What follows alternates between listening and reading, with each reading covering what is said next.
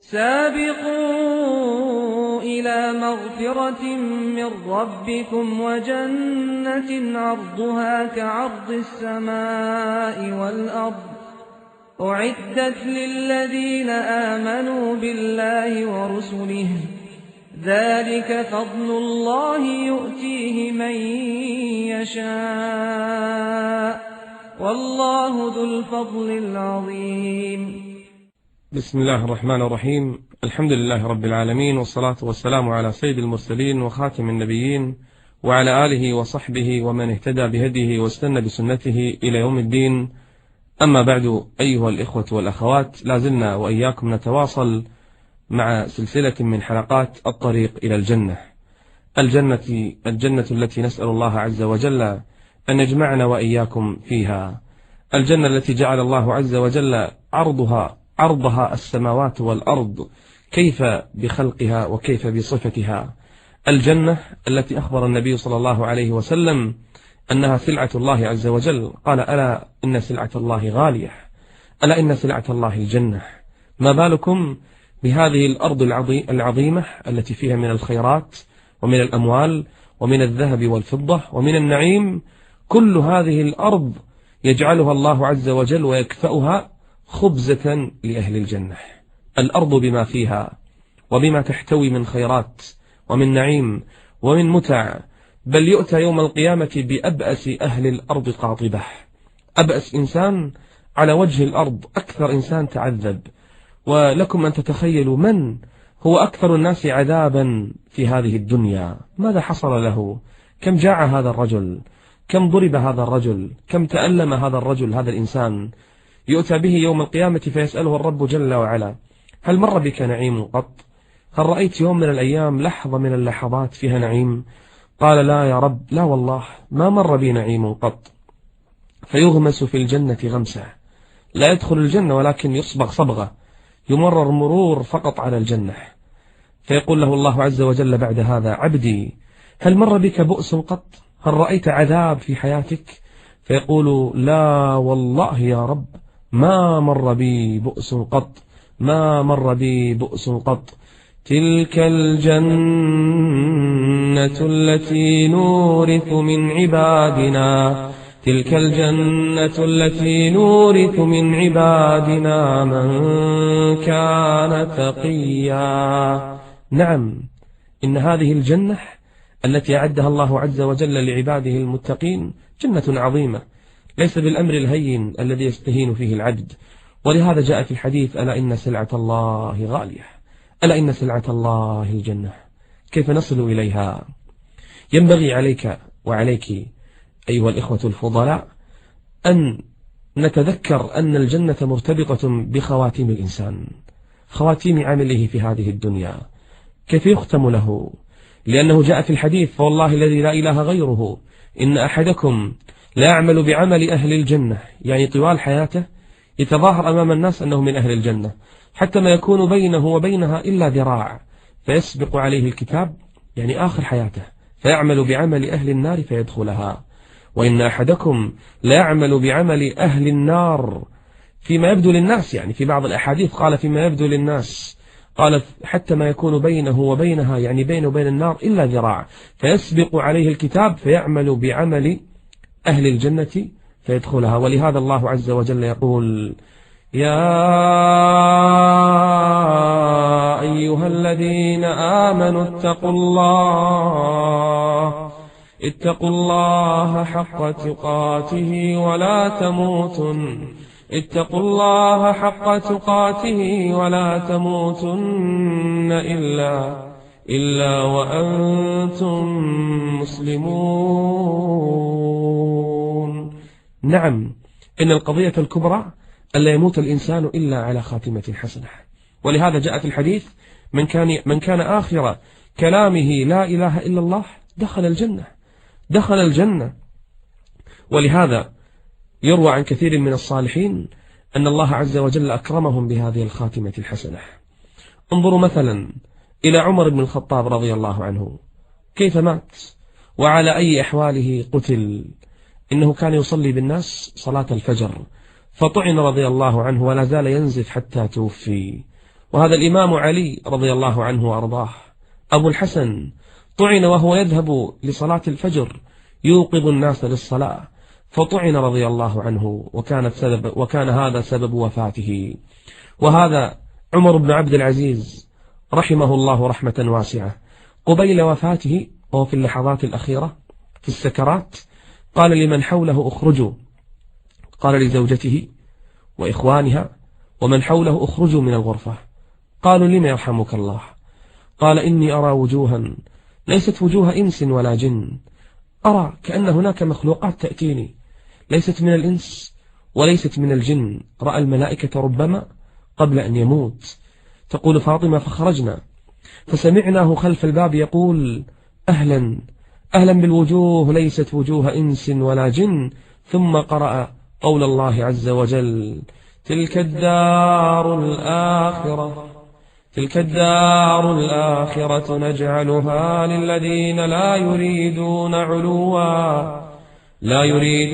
علوا في الأرض ولا فسادا والعاقبة للمتقين. ثم ما هي إلا لحظات وفاضت روحه إلى بارئها.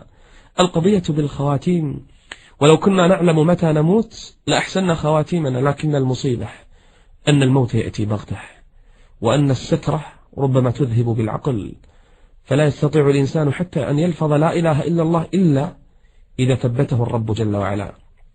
يقول أنس رضي الله عنه كنت بالبصرة، يقول فمررت على جنازة وأنا أمشي في الطريق، يقول فمررت على جنازة لا يحملها إلا 4 رجال، ليس في الجنازة إلا 4، ومن بعيد امرأة عجوز تتبعهم. يقول فقلت في نفسي سبحان الله، جنازة لا يتبعها إلا 4، لأتبعنها.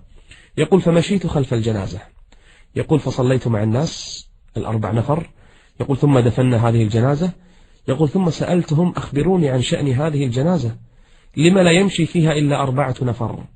فقال الرجال قالوا سل تلك المرأة العجوز التي تنظر من بعيد فإنها قد استأجرتنا. سبحان الله، حتى 4 مأجورين بأجرة. يقول الرجل، يقول أنا استبعتها حتى علمت بيتها، يقول وجئتها بعد أيام، يقول حتى يعني تهدأ المرأة.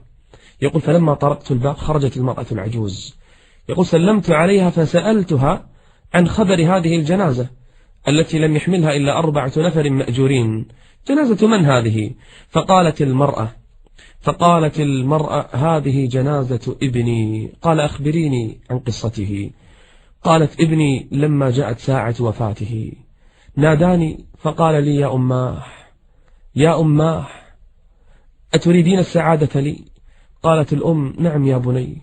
وكان الشاب ربما أسرف في الذنوب والمعاصي طوال حياته. قال أتريدين السعادة لي؟ قالت نعم يا بني. قال فإذا حضرت ساعة وفاتي فضعي خدي على الأرض، ثم ضعي قدمك على خدي، وارفعي يديك إلى الله وقولي اللهم إني قد أمسيت راضية عنه فارض عنه يا رب.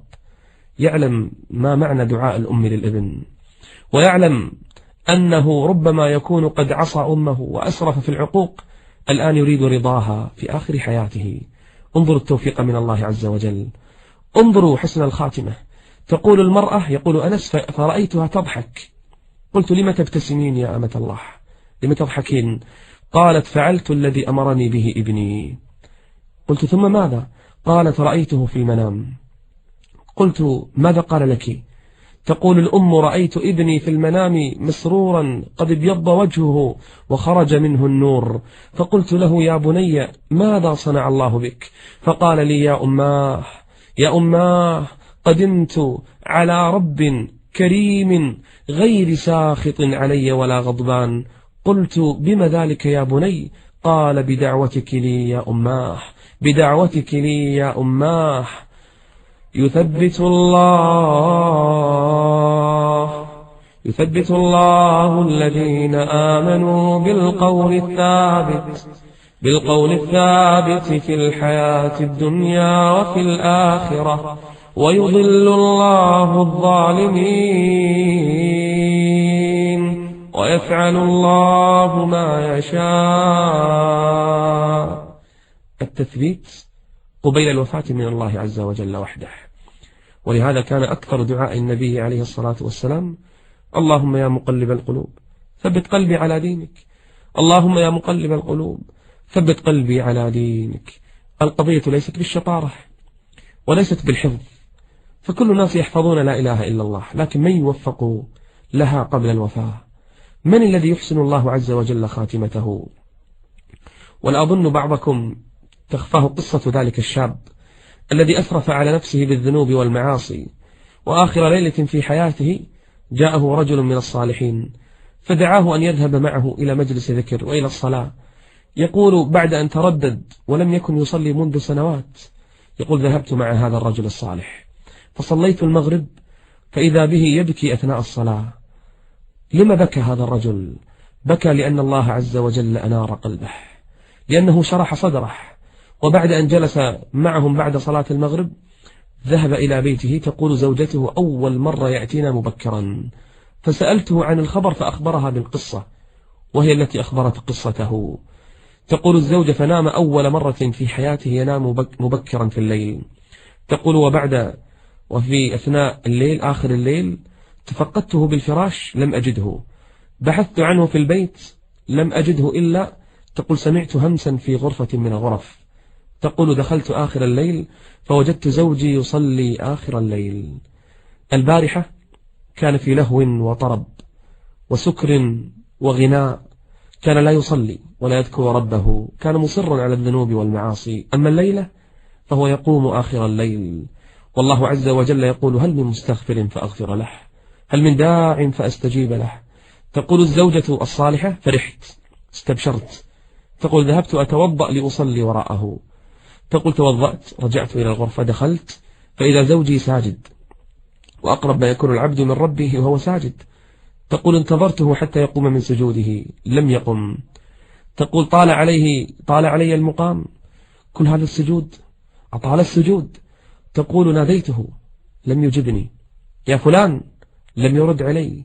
تقول دفعته حركته سقط، نظرت إليه تقول فإذا هو قد فارق الحياة الدنيا، قد فارق الحياة الدنيا. يا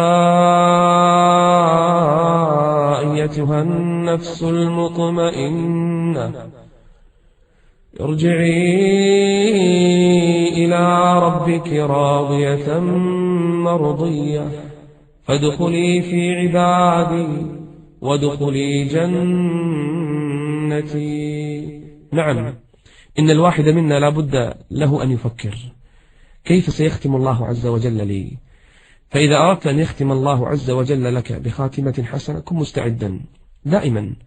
أرجع الأمانات إلى أهلها. فكر دائما، هل أنت مستعد؟ أديت جميع الواجبات؟